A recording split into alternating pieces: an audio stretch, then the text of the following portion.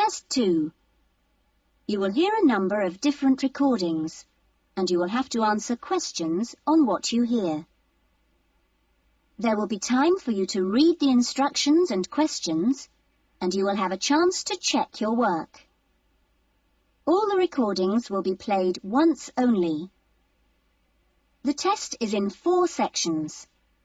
Write all your answers in the listening question booklet. At the end of the test, you will be given 10 minutes to transfer your answers to an answer sheet.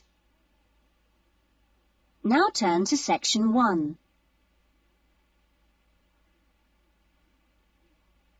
Section 1. Gavin, a newly arrived student, wants to insure the contents of his apartment. He calls an insurance agent to ask for information. First, you have some time to look at questions 1 to 6.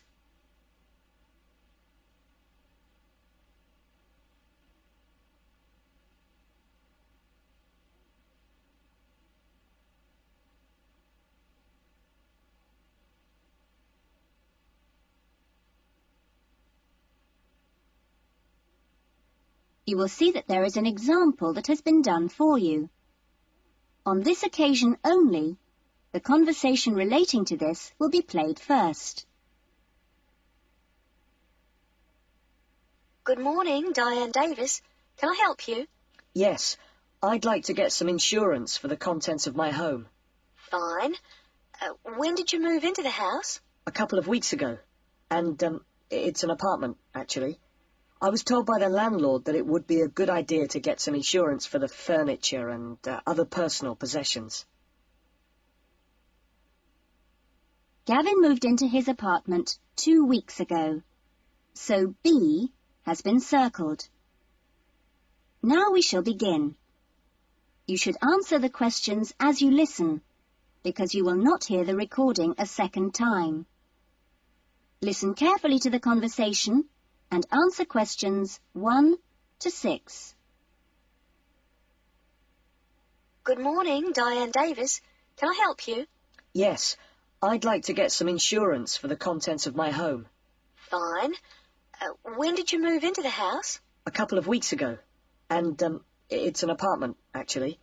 I was told by the landlord that it would be a good idea to get some insurance for the furniture and other personal possessions. Fine. Well, let's get some details. What kind of apartment is it? It's a 2-bedroom apartment. Huh? What floor is it on? Why do you need to know that? Because it affects the cost of the insurance. An apartment on the ground floor isn't as protected as others, and there's more chance of a break-in. Really? I didn't know that. It's on the second floor. Second. And how much is the rent? It's $615 per month. Good. And where is it located? In Biggin Street, South Hills. I see. And what things did you want to insure? Well, what do you recommend? Well, the most important things are those which you would normally find in a home. Things like the television, fridge, and so on. I see. Well, I've got a fridge and a stereo system, which I've just bought from a friend. And how much did you pay for the fridge? $450. 50 or 15? 50. And the stereo system cost $1,150. Have you got a television? Yes, but it's very old and not worth much. Okay. Well, is there anything else you want to insure? Yes, I've got a couple of watches and my CDs and books. How much do you think they're worth? The watches are worth $1,000. For both of them? No, each one. And altogether, the CDs and books cost me about $400. Okay. So the value of everything you want to insure is $4,000. How much will the insurance cost? Let me see. $4,000 divided by plus 10%. Right. So, this kind of insurance, that's private contents insurance, it comes to $184 for a 12-month period. $184? Well, that sounds pretty good. Okay, I'll take that policy. Before the conversation continues, you have some time to look at questions 7 to 10.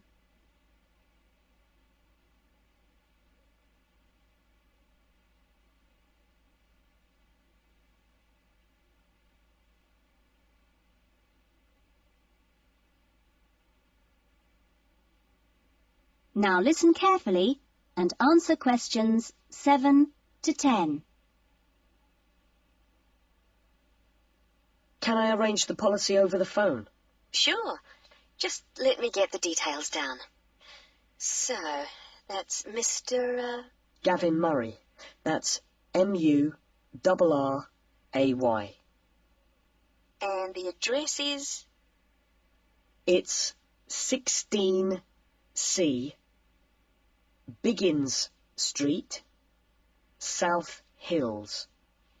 Okay. 16C Biggins Street, South Hills? That's right. It's 2 words. South Hills. And your date of birth is? 12th of November, 1980. And your contact number? Home phone number is 9872 4855. Right. And, you're Australian? No, I was born in London, although my mother is from Tasmania. Oh, really? Whereabouts? Hobart. I see. Interesting place. Now, are you working at the moment? No, I'm a full-time student at Sydney University. Right. Good. That is the end of section 1. You will now have half a minute to check your answers.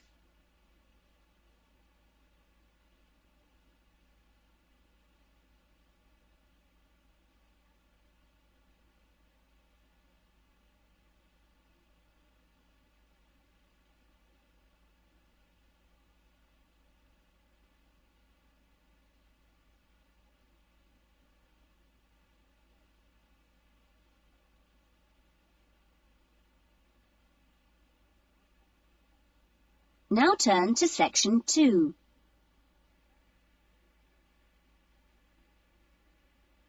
Section 2. You will hear an address by the college president welcoming new students to a residential college. First, you have some time to look at questions 11 to 14.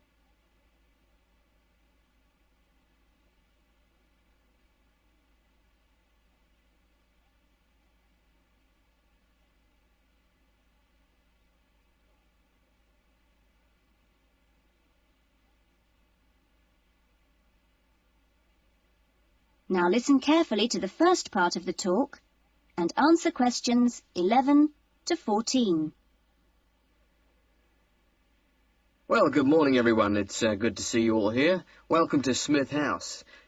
Smith House, as you may or may not know, is one of the oldest residential colleges of the university.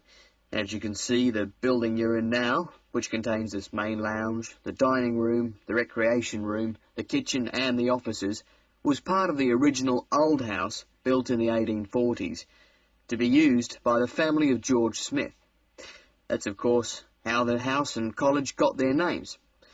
The original house was converted into a residential college for the university in 1940, and since then has continued to be added on to and modernised. You'll notice when you receive your room allocation in a few minutes that your room number either begins with the letter N, S or W, like this one here. The first letter refers to the 3 wings of the college, which come away from this main building. Of course, the letters represent the 3 directions, in this case north, south and west. Each wing has 2 floors, and so the next number you see is either 1 or in this case 2, and this indicates which floor your room is on. The number after that is your individual room number. So it's quite simple to find any room by going to the right wing, then floor, and then room number.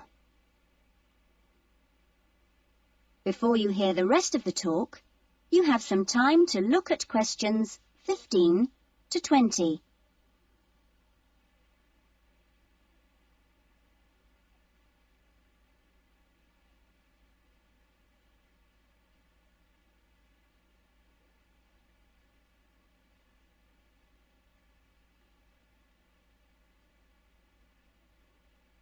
Now listen carefully and answer questions 15 to 20.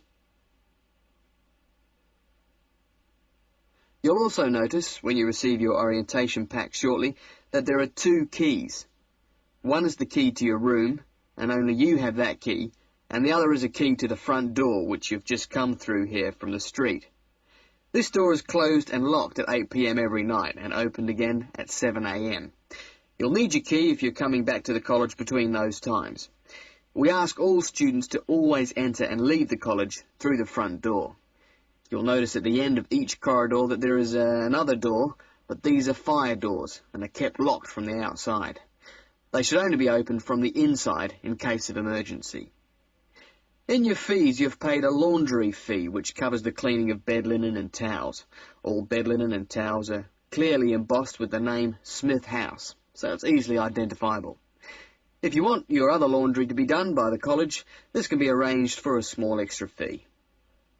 There are only a few rules here at Smith House, and we have these rules so that we can all live comfortably together. The most important rule is that there must be no noise after 9 p.m. There is also no smoking in the rooms or anywhere inside the college, but smoking is permitted on the balconies. All meals are served in the dining room. Meal times are listed in your orientation pack.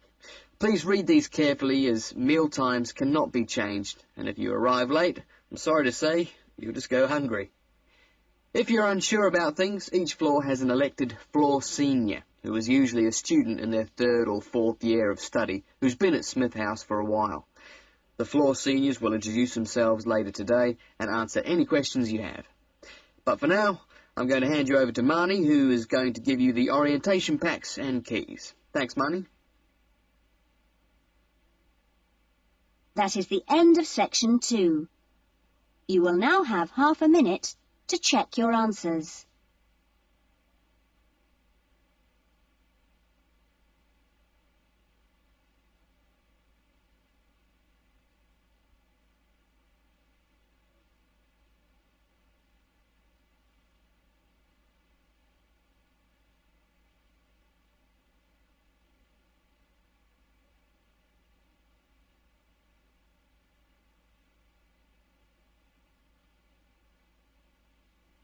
Now turn to section 3. Section 3. You will hear a conversation between 2 students, Lynn and Robin, who are discussing an assignment. First, you have some time to look at questions 21 to 30.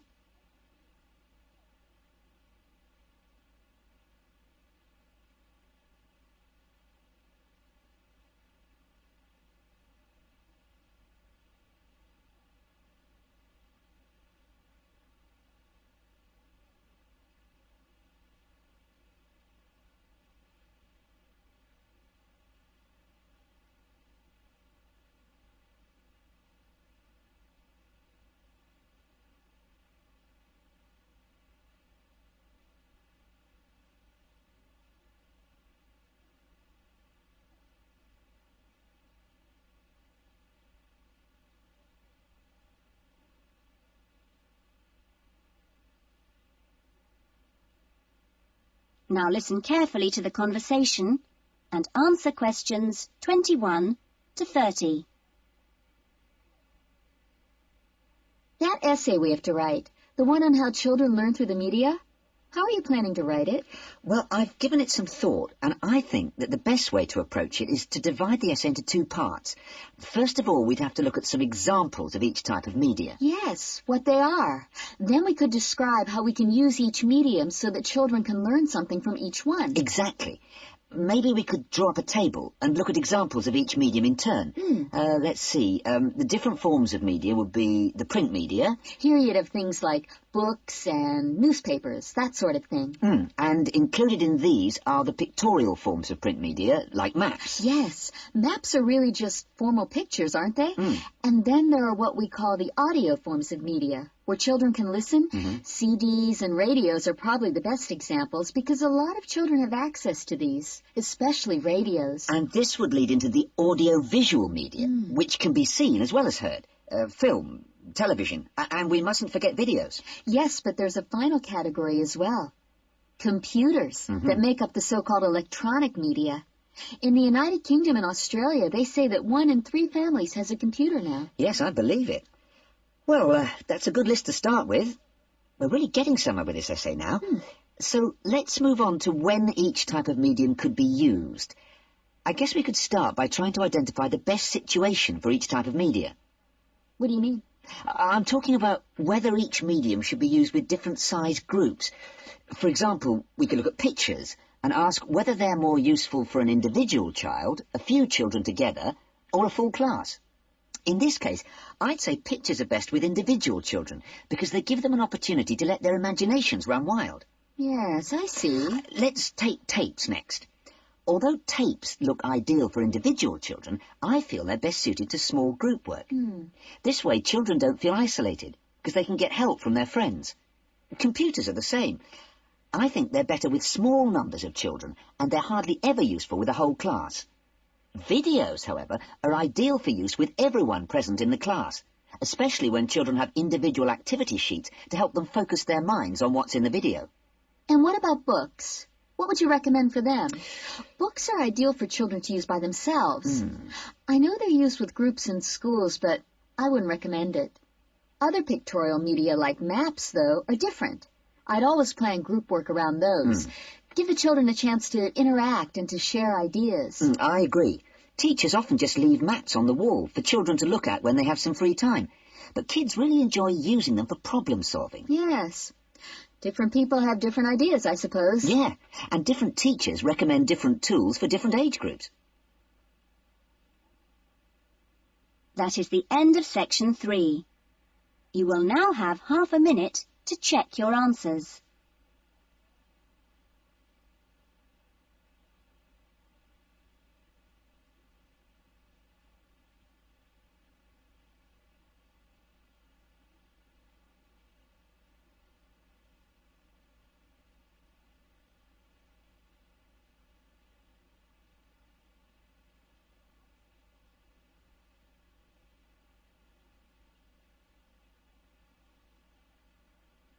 Now turn to section 4.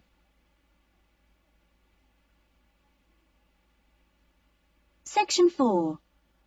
You will hear a lecturer talking to a group of students at the beginning of a course in rural development.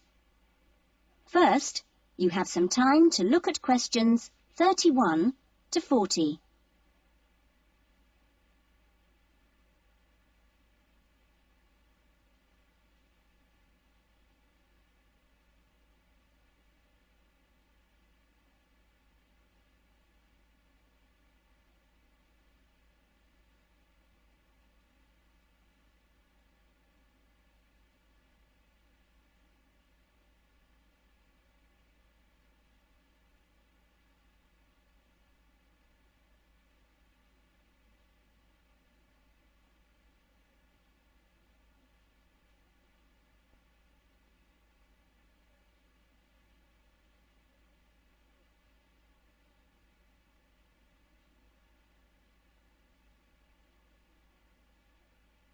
Now listen carefully to the talk and answer questions 31 to 40.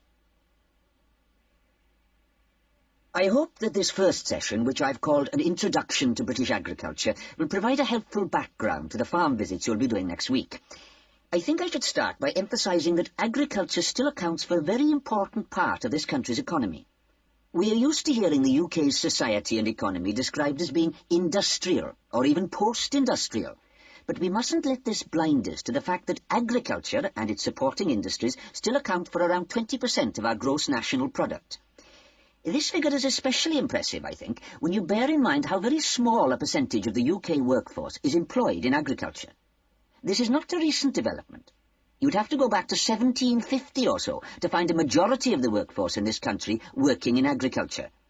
By the middle of the next century, in 1850 that is, it had fallen sharply to 10%, and then to 3% by the middle of the 20th century. And now just 2% of the workforce contribute 20% of GNP. How is this efficiency achieved? Well, my own view is that it owes a great deal to a history over the last 50 or 60 years of intelligent support by the state, mainly taking the form of helping farmers to plan ahead.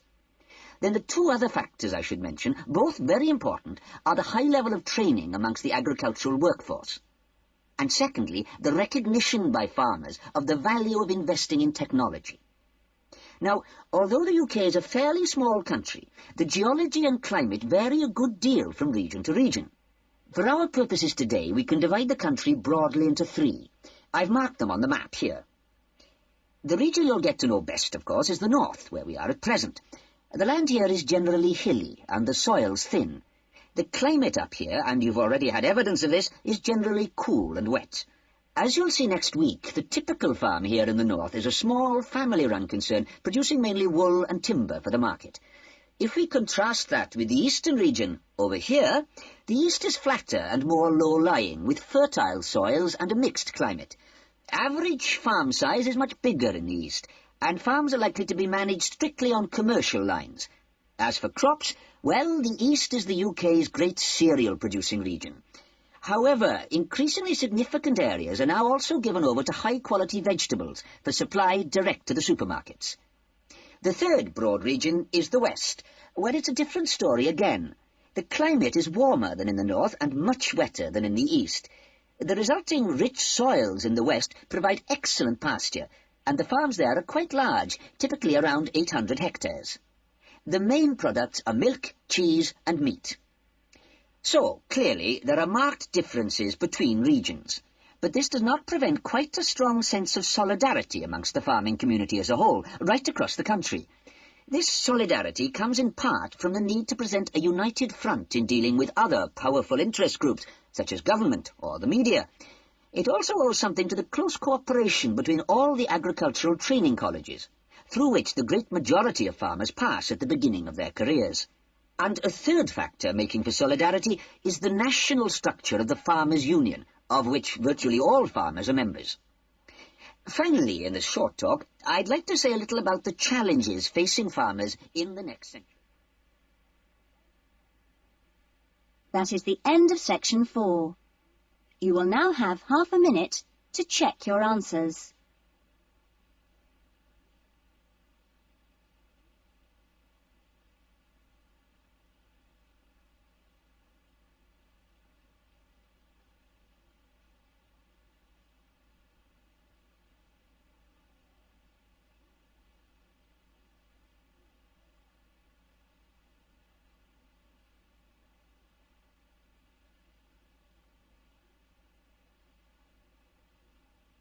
That is the end of the listening test. In the IELTS test, you would now have 10 minutes to transfer your answers to the listening answer sheet. That is the end of side 2.